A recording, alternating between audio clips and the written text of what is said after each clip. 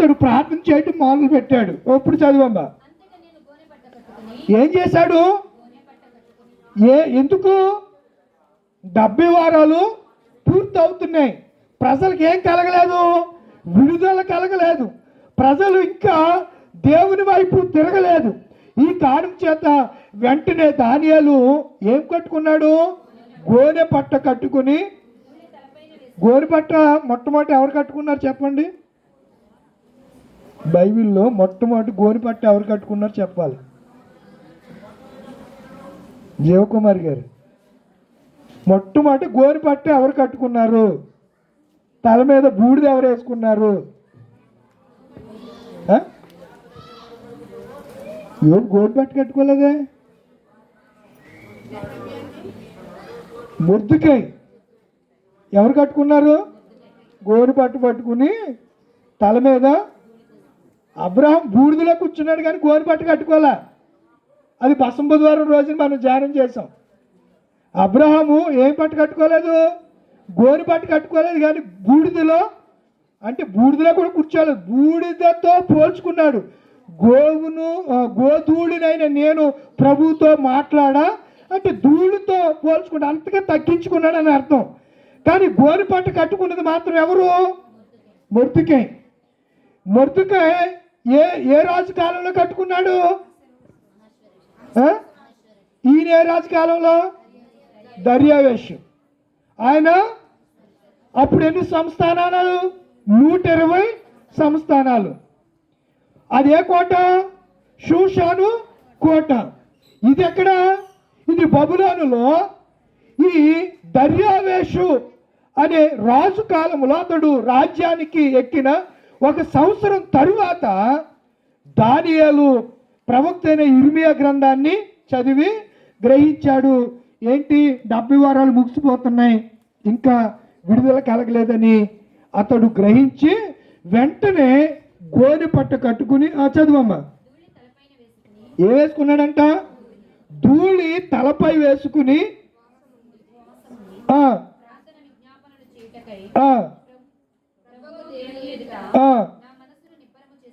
ఏం చేసుకున్నాడు?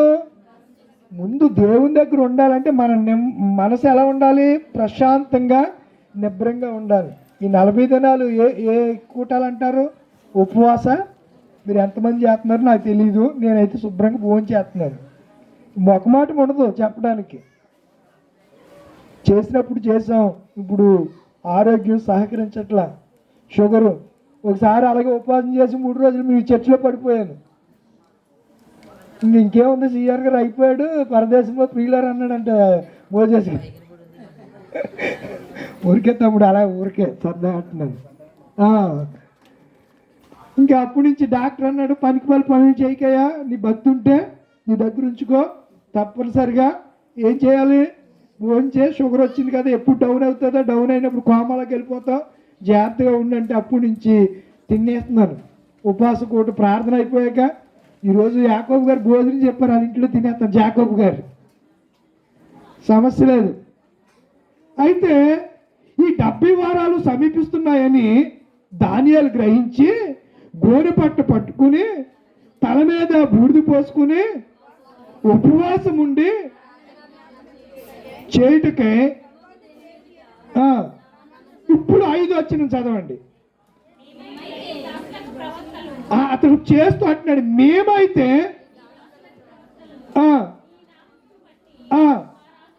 మా రాజులకును మా అధిపతులకును మా పితరులకును యూదా దేశ జనులందరికీ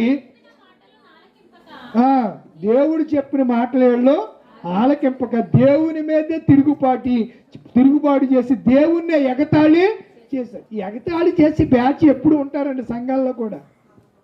ఈ బ్యాచ్ ఎప్పుడు అలాగే ఉంటారు. కొన్నిసార్లు టంగ్ స్లిప్ అయ్యో, లేకపోతే నాలుక తిరక్కో, కొన్నిసార్లు షుగర్ డౌన్ అయినా నాలుక ఏమవుతుంది? మందమెక్కిపోయి మాట తిరగదు, తడబడుతూ ఉంటుంది. అలాంటప్పుడు కొంతమంది పళ్ళు ఇకిలించి బాగా నవ్వుతూ ఉంటారు. తెలియదు కదా. ఇప్పుడు మనం ఆలోచన చేస్తే యేసు ప్రభు వారు యెరూషలేము వీధుల్లో ఆయన సిలువను మోసుకుంటూ వెళ్తూ ఉన్నారు. వెళుతూ ఉంటే వీళ్ళందరూ కూడా ఆయన ఏం చేస్తున్నారు? అపహాస్యం చేస్తున్నారు, హేళన చేస్తున్నారు. కొన్ని రిఫరెన్స్ మీకు జ్ఞాపం చేస్తాను. దానియేలు ఏమని ప్రార్థన చేశాడు? మా ప్రవక్తలు, మా అధిపతులు, మా పితరులు, యూదా దేశపు జనులందరూ ఏమి వినలేదు. యేసయ్య చెప్పిన మాట వీళ్ళు కూడా వినలేదు. వీళ్ళెవ్వరూ వినలేదు. అందుచేతనే మీరు చూడండి, యోహాను సువార్త మొదటి అధ్యాయంలో, యోహాను సువార్త మొదటి అధ్యాయం తీసుకున్నారా? మొదటి అధ్యాయంలో అద్భుతమైనటువంటి మాటలు మనం అక్కడ చూస్తాం. ఎన్నో వచ్చినమ్మా?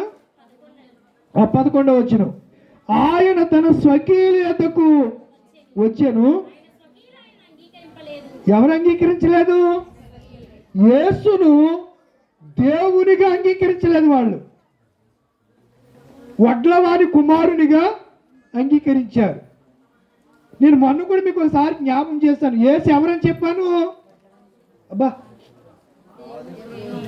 రిఫరెన్స్ కూడా ఇచ్చాను. ఎక్కడ ఇచ్చాను చెప్పండి మీరు.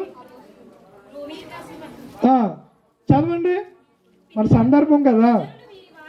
పితరులు, ఇప్పుడు ఇందాక దానియేలు గారు చేశారు కదా, మా పితరులందరూ, యూదా సమాజం, వీళ్ళ గురించి ప్రవక్తలు వీళ్ళందరి గురించి మాట్లాడుతూ ఇప్పుడు పౌలు గారు ఏమంటున్నాడు? పితరులు ఎవరు? పితరులు ఎవరు? అబ్రహాము, ఇస్సాకు, యాకోబులు, మోషే, ప్రవక్తలందరూ ఎవరు? వారు ఇశ్రాయేలులు. వారు శరీరమును బట్టి ఈయన ఏమనుంది? యేసుక్రీస్తు ఏమై ఉన్నాడు? దేవుడు. ఏ అధికారం కలిగిన వాడు? ఆయన గురించి ఒక పాటే రాశారు సంఘారాధన కీర్తన పుస్తకంలో. క్రీస్తే సర్వాధికారి, క్రీస్తే మోక్షాధికారి అనే ఒక కీర్తన 144 అనుకుంటా సంఘారాధన కీర్తన పుస్తకంలో 144వ కీర్తనలో మనం చూస్తాం. ఇప్పుడు కూడా చాలామంది ఈ డిబేట్లోను వీటిల్లోనూ యేసుక్రీస్తు దేవుని కుమారుడు అంటున్నారు తప్ప దేవుడని చాలామంది నమ్మట్లేదు. అసలు వచ్చినటువంటి కన్ఫ్యూజనే ఇక్కడ. గొడవలకి బీజం పడిందే ఇక్కడ. ఆయన ఏమో ఒరే నేనేరా బాబు మీకోసం వచ్చాను అని ఆయన చెప్తూ ఉండగా ఎన్నో ప్రవచనాలు మీరు కొత్త నిబంధన కానీ పాత నిబంధన ప్రకటన గ్రంథం వరకు, పాత నిబంధన నుంచి కొత్త నిబంధన ఆ చివరి పుస్తకమైన ప్రకటన గ్రంథం వరకు చూస్తే వధింపబడిన గొర్రె పిల్లను నేనే, లోక పాపాలు మోసుకుని గొర్రె పిల్లను నేనే దేవుడను, గొర్రెలకు ద్వారమును నేనే, నా గొర్రెల కొరకు నేనే ప్రాణం పెడతాను. ఇవన్నీ కూడా ఎక్కడున్నాయి అనుకుంటున్నారు? యెహెజ్కేలు గ్రంథం 34 అధ్యాయంలో ఉంటే అవన్నీ కూడా యేసు ప్రభు వారు యోహాను సువార్త 10వ అధ్యాయంలో ప్రస్తావించాడు. ఆయన యిర్మీయా ఎవరి గురించి చెప్పాడు? యేసు ప్రభు గురించే. యేసు ప్రభు వచ్చి ఒరే బాబు నేనే అని చెప్పినా సరే ప్రజలు నమ్మకుండా ఆయన్ని ఏం చేస్తున్నారు? ఎగతాళి చేస్తున్నారు. ఒక్కొక్కసారి సత్యం ఎగతాళి చేయబడుతుంది. మీరు చూసుంటారు యెషయా గ్రంథంలో సత్యం అంటే ఎక్కడ పడిపోయిందంట? సంత వీధుల్లో పడిపోయిందంట. పడి ఉండుట పడిపోలేదు, పడి ఉండుట యెహోవా చూచాను. ఎవరు చూశారు? సత్యం లేకపోతే యెహోవాగా ఆయన చూశాడు. ఆయన యేసుక్రీస్తుగా ఈ లోకంలోనికి వచ్చాడు ఆయన. అంతేగాని దేవుళ్ళు ముగ్గురు ఎప్పుడు కారు. దేవుడు ఒక్కడే. దేవునికి నరులకు మధ్యవర్తియు ఒక్కడే.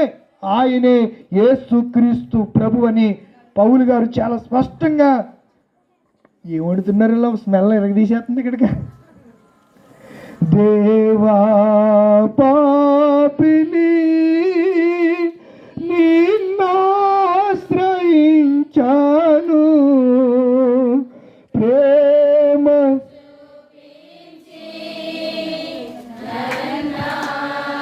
కోవయ్యా. దేవా పాపిని అపరాధినై అందుడనై అపవాదితో అనుచరునై అపరాధినై